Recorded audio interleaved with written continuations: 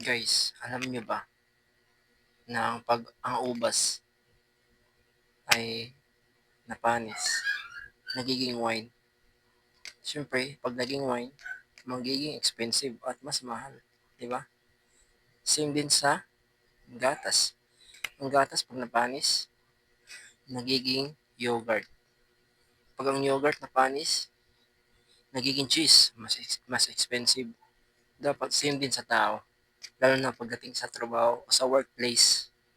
Halimbawa, matagal ka na sa company, dapat yung galawan mo, yung the way paano ka magtrabaho is maganda, efficient, productive.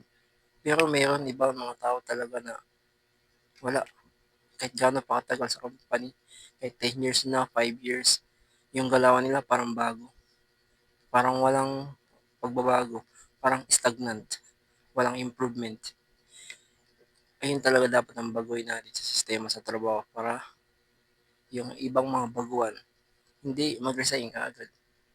Ayun ang mahirap sa trabaho. Kaya madami nagre-resign.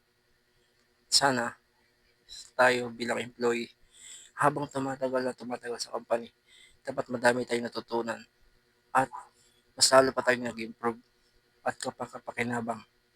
Ayun lang guys. Thank you. Subscribe.